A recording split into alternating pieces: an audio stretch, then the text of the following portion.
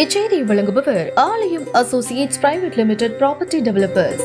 ஆலயம் associates private limited, number 52, third floor 3B, Ram Durbar, Sterling road, Nungambakkam, Chennai 6,34,000. எங்களை போன்ற தலைவர்களுக்கு பாதுகாப்பு சரியாக இல்லை என்பது உண்மைதான். இல்லை என்று சொல்வதற்கில்லை. கடந்த அண்ணா திராவிட முன்னேற்ற கழகத்தில் எனக்கு கொடுக்கப்பட்ட பாதுகாப்பை எடுத்துவிட்டீர்கள். எனக்காக PSO மட்டும் போட்டிருக்கின்றீர்களே தவிர தமிழகம் முழுவதும், நான் ஏன் இந்தியா முழுவதும் சுற்றித் திரிகின்ற மக்களை சந்திக்கின்ற எனக்கு இது பாதுகாப்பு சரியா இருக்குமா என்பதை நீ அரசுதான் முடிவு எடுக்க வேண்டும். பாதுகாப்பு எனக்கு துரிதப்படுத்த வேண்டும் என்பதை நான் இந்த மீடியா வாயிலாக உங்களை நான் கேட்டுக்கொள்கிறேன்.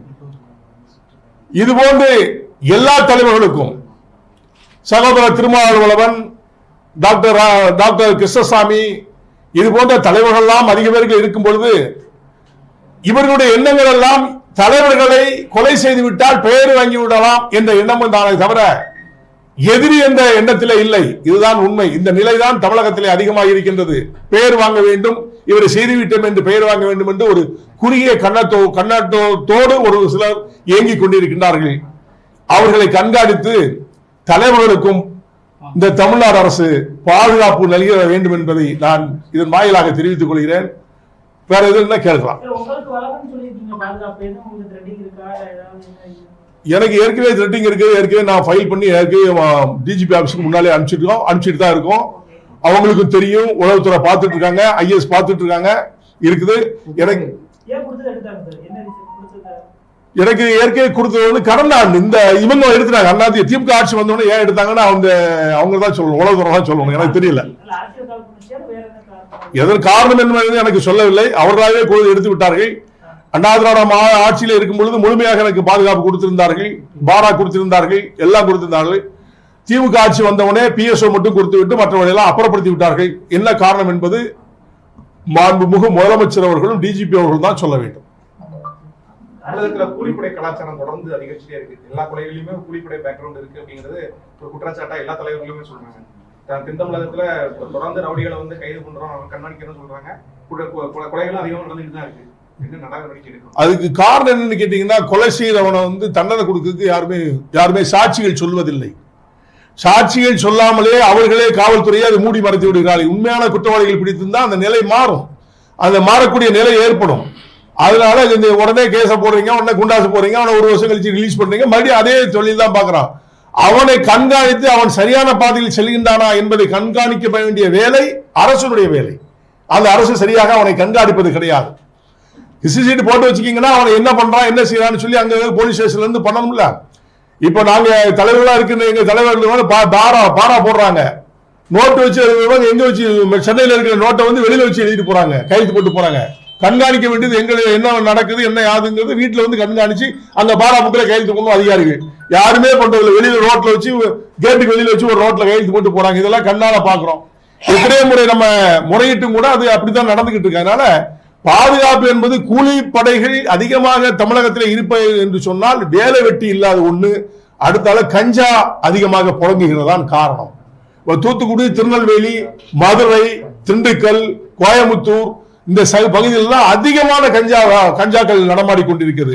அது எப்படி வருது, எப்படி போகுது என்பது எங்களுக்கு சொல்ல முடியல. அதுக்கு அரசு தான் கண்டுபிடிக்கணும், அந்த காவல்துறை தான் கண்டுபிடிக்கணும். இதற்கு அதிகமாக அவர்களை ஊக்குவிப்பது ஒரு சில காவல்துறை அதிகாரிகள் என்பதை தெளிவா சொல்றேன். இதுதான் உண்மையான விஷயம். ஒருத்தர் கஞ்சா வைக்கிறான்னா போலீஸ் தெரியா வைக்க முடியாது. அதுல இருக்கின்ற உளவுத்துறையில் இருக்கின்ற SI போலீஸ்காரங்க இவங்க எல்லாம் என்ன செய்யறாங்கன்னு தெரியல. இதை கண்காணிச்சு துரிய நடவடிக்கை எடுத்தா அந்த கூலிக்கு கொலை பண்றது நிக்கும்னு நம்புறேன். கிருஷ்ணசாமி அப்புறம் வந்து திருமாவளவன் இவரு கூட இல்லையே, சகோதரர் சீமான் கூட இல்லையே, யாருமே இல்ல. என்ன அடிப்படையில் இந்த குற்றச்சாட்டுன்னு சொல்ல முடியாது. பாதுகாப்பு கொடுங்கன்னு சொல்ல. ஏன்னா இப்போ ஆம்சாங் எந்த தவறும் பண்ணல, எதுக்கு கொலை பண்ணாங்கன்னு இன்ன வரைக்கும் போலீஸால கண்டுபிடிக்க முடியல. முடிச்சுட்டு தான் இருக்காங்க. கொலை குற்றவாளிகள் சரண் இருந்தாங்க. எங்க 7 மணிக்கு கொலை பண்ணிட்டு 7:45 சரண்டர் சொன்னா ப்ரீ பிளான்டு. ஒரு அட்வொகேட் தான் சண்டை போட்டாங்க. 1/2 மணி நேரத்தில் குற்றவாளி கொண்டு கைது பண்ணா போலீஸ் சொல்லாம எப்படி கொலையா இருக்கும்? ஆம்சாங் கொலை செய்யும் பொழுது போலீஸுக்கு சொல்லிட்டு தான் போயிருப்பாங்க. செஞ்சுட்டு நாங்க வந்து சண்டர் ஆயிரும் சொல்லிருப்பாங்க. சரண்டர் ஆயிருக்காங்க, இல்லன்னு சொல்லாது. அவன் தான் உண்மையான குற்றவாளியானு போலீஸ் கன்ஃபார்மா சொல்ல. செயின் மாதிரி போய்கிட்டே இருக்குது. இன்னும் திமுக காரங்க 2 பேரை போட்டிருக்காங்க, பிஜேபி காரங்க ஒருத்தரை போட்டிருக்காங்க, எல்லாம் போய்கிட்டே இருக்குது. அதான் முழுமையாக அது முழுமையடைய முடியவில்லை. இந்த மாதிரி இருக்கும்போது தலைவர்களை எதற்காக கூலிப்படை கொலை செய்யணும் சொல்ல யாராவது சொல்லுவாங்க. அதனாலதான் பாதுகாப்பு கேட்கிறோம், வேற ஒண்ணும் இல்ல, பயத்துல கிடையாது. பாதுகாப்பு என்பது அவங்க எங்களை பாதுகாத்துக் கொள்ளக்கூடிய நிலை அவர்கிட்ட இருக்குது. மக்களுடைய ரெப்ரஸன்டேட்டிவ் அவங்க கொடுத்தாகணும். அது அரசுடைய கடமை. அந்த கடமையை செய்ய சொல்றோம். நாங்க பயத்துலதான் கேட்கல, உங்க பணியை நீங்க கரெக்டா செய்யுங்க, அதுக்கு கொடுங்கன்னு கேட்கிறோம். படுகொலை சம்பந்தமா ஒரு புறம் இருந்தாலும் அது சம்பந்தமா தொடர்ந்து ஒரு என்கவுண்டர் 2 என்கவுண்டர் நடந்திருக்கு. என்கவுண்டரை நான் வன்மையா கண்டிக்கிறேங்க. தமிழக மக்கள் முன்னேற்ற கழகம் என்கவுண்டரை நான் வன்மையா கண்டிக்கிறேன். கொலைக்கு கொலைதான் தீர்ப்பு என்று சொன்னால் சட்டம் எதற்கு, நீதிமன்றம் எதற்கு, எதற்கு அட்வொகேட் எதுக்கு இருக்காங்க, அங்க இருக்கிற ஜட்ஜி எதுக்கு இருக்கிறாங்க, நீதிமன்றம். அப்ப அது ஒரு அர்த்தமே இல்லையா? அப்ப எவனாலும் சொல்லலாமே, அது தவறு. நீதிமன்றத்தின் வாயிலாக நீ தண்டனை வாங்கி கொடுங்க, நான் வேண்டாம்னு சொல்லலையே. எதுக்காக கொள்றீங்க? ஒரு உயிருக்கு ஒரு உயிர்னு சொன்னா இப்ப 10 பேர் செஞ்சிருக்கான்னு சொன்னா 10 பேருக்கு சுட்டுறீங்களா? 10 உயிருக்கு சரியா போயிருமா? அவர் ஆம்சா உயிரோட வந்துருவாரா?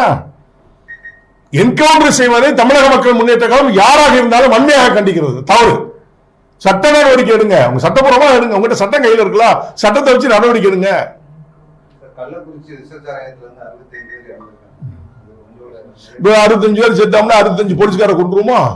இல்ல எப்படி? இது நியாயம் தான், அப்படிதான் அர்த்தம். அதுக்கு காவல்துறை தான் உடனே சொல்றாங்க, நான் சொல்லல, மீடியா நீங்க சொல்றீங்க, பப்ளிக் மக்கள் சொல்றாங்க. அந்த அதிகாரிகளை டிரான்ஸ்பர் பண்ணீங்க, அவ்வளவுதான். செத்தவன் செத்தது தானே. அவங்களுடைய நிலைப்பாடு என்ன? மக்களுடைய நிலைப்பாடு என்ன? வறுமை கோட்டு கீழே இருக்காங்க, மேல்நடையில 10 லட்சம் கொடுத்துட்டா சரியா போயிருமா? பூர்ண மதுவிலக்கு கொண்டு வர வரைக்கும் இது நடக்கதான் செய்யும். அதனால பூர்ண மதுவிலக்கு படிப்படியாக குறைப்பன்னு சொல்லுங்க, அதையே செய்யுங்கன்னு தான் சொல்லலாம். மொத்தமா கொண்டு குறைக்க முடியாது, உடனே சடனடியா நிறுத்த முடியாது, மதுவை நிறுத்த முடியாது, கலாச்சாரம் அதிகமாக ஓட ஆரம்பிச்சிடும்.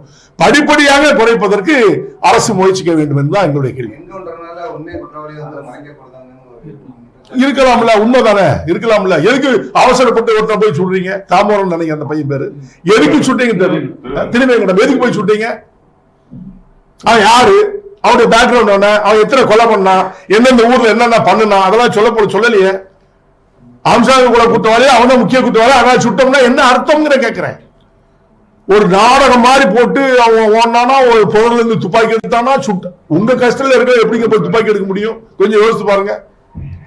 இதெல்லாம் ஃபேக்கா இல்லையா? என கேட்பதற்கு ஆள் கிடையாது. அரசு என்பது ஒரு எந்திரம், அந்த எந்திரத்தை ஏற்றி கேட்டா சுடுவோம் நான் சொன்னா என்ன அர்த்தம்? அது தவறுன்னு சொல்றேன். சட்டப்படி நீங்க நடவடிக்கை எடுங்க. யாரு கொலை குற்றவாளினாலும் சரி அவனை ரிமாண்ட் பண்ணுங்க, நான் வேண்டாம்னு சொல்லல. ரிமாண்ட் பண்ணி தண்டனை உரிய சாட்சிகளோட தண்டனை கொடுக்க வைங்க. அதை செய்ய விட்டு நீங்க எடுத்த உடனே என்கவுண்டர் பண்ண பழி சரியா போச்சு சொன்ன மாதிரி இருந்தது தவறு இல்லையா? ஒரு உயிருக்கு ஒரு உயிர் என்பது தவறு. நடவடிக்கை எடுத்து இப்ப 10 பேரை 20 பேரை எத்தனை பேரும் தெரியல. ஆருத்ரா தான் காரணம்னு சொல்லி நிறைய மீடியால வருது. உண்மையா பொய்யான்னு இன்னும் அதிகாரப்பூர்வமா அரசு விளக்கமா சொல்லல. ஆருத்ரா தான் காரணம் சொல்லி இந்த கொலைக்கு அவர் தான் காரணம்னு சொல்லு யார் இது வரைக்கும் சொல்லல. ஏன் சொல்லாம மௌனமா இருக்கு? இல்ல ஒரு ஸ்டேட்மெண்ட் கொடுக்கலாம்ல இன்வெஸ்டிகேஷன் ஆபீசர் உடனே இந்த மாதிரி அது காரணம் அல்லன்னு சொல்லாம. இது வரைக்கும் நடந்து கொலை நடந்து எவ்வளவு நாள் ஆச்சு, இது வரைக்கும் அதுக்கு பதில் என்னன்னு கூட இன்னைக்கு அரசு சொல்லலங்க. கொலை குற்றத்தில் ஈடுபட்டவங்க எல்லாருக்குமே இதுக்கு முன்னாடி அவங்க கொலை குற்றத்தில் ஈடுபட்டதா வழக்கு இருக்கு.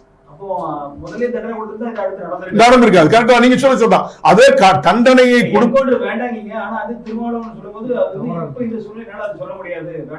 வேண்டாம், வேண்டவே வேண்டாம். சட்டப்படாம நடவடிக்கை எடுங்க. அதுக்கு தான் கோர்ட் இருக்குது, நீதிமன்றம் இருக்குது, அட்வொகேட்ஸ் இருக்காங்க. அப்ப சாட்சியே சொல்லணும்னா நீங்க கைவிட்டு பணம் வாங்கிட்டு நீங்க சாட்சி இல்லாம எழுதுறீங்க, எஃப்ஐஆர் போட்டீங்களா? அப்ப அதுக்கு காரணம் காவல்துறை தானே காரணம். சாட்சியே இல்லாம ஆக்குறது யாரு? சாட்சியை புதுசா கிரியேட் பண்ணி கொடுக்க முடியுது, சம்பந்தமே இல்லாம நீதிமன்றம் மூலமா கொடுக்க முடியுது, அநியாயமா கேஸ் ஃபைல் பண்ண முடியுது. ஏன் ஒரு சாட்சிகள் செட் பண்ண முடியாம உங்களால என்ன முடியுது? அப்ப போலீஸ் என்ன செய்யுது? நீங்க அப்ப ஆம்சாங் கொலைக்கு சாட்சியம் இல்லைன்னா விட்டுறதா? அப்ப அவ்வளவு விடுதலை பண்ணிடலாமா? இல்லன்னா 10-20 பேரையும் சுட சொல்லுங்க, சரியா போயிடும். என்ன அர்த்தம் இது? யாராக இருந்தாலும் எந்த கட்சியில இருந்தானுங்க, திமுக இருந்தானுங்க, பிஜேபி இருந்தானுங்க, தமிழக மக்கள் முன்னேற்ற எந்த கட்சியா இருந்தானுங்க, தவறு செய்த யாரா இருந்தாலும் தண்டனை கொடுக்கணும். இதுக்குதான் அரசு இந்த அரசு துரித நடவடிக்கை எடுக்கணும். எதுக்கு எடுத்தாலும் இரும்பு கரம் கொண்டு அடுக்குவோம், இரும்பு கரம் கொண்டு அடக்குவோம் சொல்லி எங்க அடக்குறீங்க? திறந்து விட்டு அவன் பாட்டுல மேய்ஞ்சுக்கிட்டு காரணம் கஞ்சா, சாராயம், பிராண்டி, விஸ்கி, இதுதான் காரணம். இதை நீங்க நிரந்தரமா மூடிட்டீங்கன்னா வராதுன்னு நான் சொல்றேன். 80% 90% நின்றுவோம். இந்த குடி மதுவும் கஞ்சாவெல்லாம் 90% இந்த கலவரங்கள் வராது, இந்த கொலை நடக்காது, கூலிக்கு கொலை பண்ண போக மாட்டான், அவன் வேலைக்கு போவான். ஒரு பேரை வேலை வெட்டி இல்லாம கஞ்சா அடிச்சுட்டு இப்படி கொலை பண்ணிட்டு இருக்காங்க. இதான் உண்மை. முன்னாடி மாபெரும் கருப்பு சட்டை போராட்டம், பெருந்தெரு போராட்டம் நடத்துறீங்க. இப்ப இந்த சம்பவத்துக்குலாம் கண்டிச்சு போராட்டங்கள் நடிச்சு இப்ப கூட நாளைக்கு கூட இந்த போராட்டம் ஒன்று மாஞ்சோலைக்கு வச்சிருக்கோம். இப்ப இது வந்து ஒவ்வொரு கொலைக்கும் போராட்டம் நடத்தினா தமிழ்நாடு தாங்காது. இதை நம்ம அதை அப்படி பார்க்க கூடாது. சட்ட நடவடிக்கை துரிதமாக எடுத்து யாருக்கு பாதுகாப்பு கொடுக்கணும், யாருக்கு பாதுகாப்பு கொடுக்கூடாது, யாரால் அவங்களுக்கு ஆபத்து இருக்குங்கிறது அரசு நடவடிக்கை எடுத்தால் ஒண்ணு. ரெண்டாவது பூர்ண மதுவிலக்கு தவிர்த்துட்டீங்கன்னா சரியாவதுன்னு நான் சொல்றேன். இல்ல எல்லாரும் சேர்ந்தா பண்றோம், நாங்களும் பண்றோம், எல்லாரும் பண்றோம், நாங்களும் பண்றோம். நான் போயிட்டு இருந்தாலும் போயிட்டு பண்ணோம், எல்லாரும் சேர்ந்தா பண்ணோம். மாஞ்சோலை விவகாரத்தை பத்தி பேசுறீங்க. அந்த மாஞ்சோலை விவகாரத்தில் இதுவரை அரசு சட்டப்பேரவை நடக்கும்போது கூட ஒரு வார்த்தை கூட எப்படி பேசுவாங்க, எப்படி பேசுவாங்க? அதானே கேட்கிறேன். இப்போ வாழ்வாதார பிரச்சனை, மக்களுடைய வாழ்வாதார பிரச்சனை, அங்க இருக்கிற மக்கள் யாருன்னு பாக்குறாங்க. ஓ, தேவேந்திர குல வேளாண் மக்கள் அதிகமா இருக்காங்களா, இவங்க நமக்கு எல்லாம் ஓட்டு போல இவனுக்கு ஏன் செய்யணும் அப்படின்னு நினைச்சா அவங்கள மனிதனாவோ மக்களாவோ பார்க்கணும் தான் நான் நினைக்கிறேன். அதான் என்னமா இருக்குன்னு நான் சொல்றேன். சாதியா பாக்குறாங்க, மக்களா பார்க்கல. மக்களா பார்த்தா நேரம் முடிஞ்சிருக்கணும். ஒரு 1000 ஏக்கர் கொடுக்கல என்ன குறைஞ்சு போகுது? 5 ஏக்கர் தான் கேட்க. ஒரு குடும்பத்துக்கு 5 ஏக்கர் என்ன குறைஞ்சு போகுது? 4 தலைமுறை 5 தலைமுறை வேலை பார்த்த குடும்பம். அவனுக்கு வெளி உலகம் தெரியாது. மாஞ்சோல தேயிலை எடுக்கிற தவிர வேற எந்தமே தெரியாது. அவனுக்கு குடுக்கல என்ன இருக்கு? நான் நினைக்கிறேன் அந்த பிரைவேட் கம்பெனி இருக்கு பாருங்க, அவன்கிட்ட காசு வாங்கிட்டானு சொல்றேன். ரிசர்வ் ஃபாரஸ்ட்ங்கிறது வேற. ஏங்க கவர்மெண்ட் நினைச்சா என்ன வேணாலும் செய்யும். ஃபாரஸ்ட் எப்படி வேணா இவ்வளவு நாள் எப்படி ரிசர்வ் ஃபாரஸ்ட்ல 4 தலைமுறை எப்படி வேலை பார்த்தாங்க? இப்ப நீங்க சொல்ற ரிசர்வ் ஃபாரஸ்ட் அப்ப 4 வருஷம் 4 தலைமுறை, ஒரு தலைமுறைக்கு 25 வருஷம், 4 தலைமுறை 100 வருஷம், 100 வருஷம் வாழ்ந்த மக்களை கொண்டு எங்க வந்து தள்ளி போட போறீங்க? அவங்க வாழ்வாதார பிரச்சனை ஏன்? அவங்க இந்த மக்கள் இந்திய மக்கள் இல்லையா, தமிழ்நாட்டில் வாழ்ற மக்கள் இல்லையா?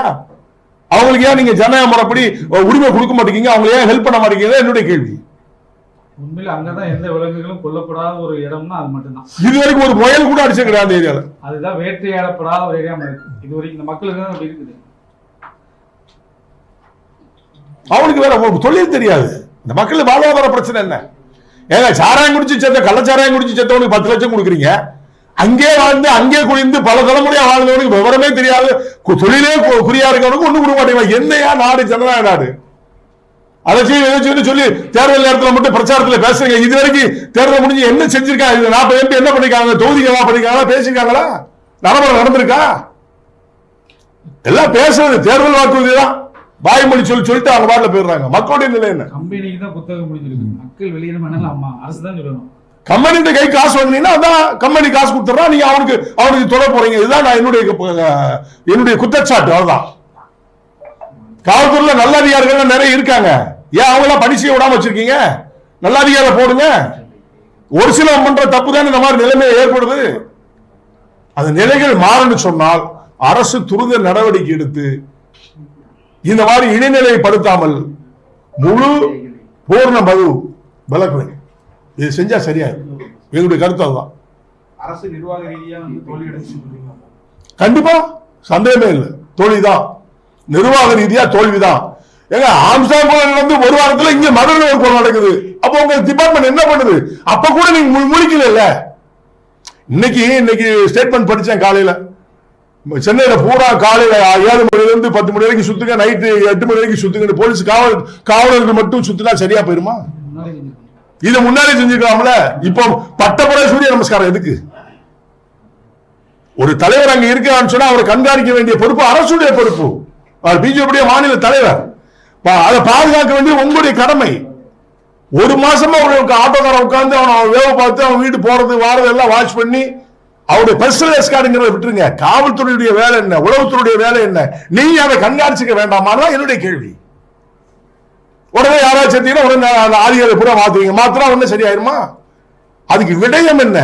என்னுடைய பதில் என்ன? அதுக்கு என்ன? என்னுடைய நிலைப்பாடு நீட்டு வேணும் தான்.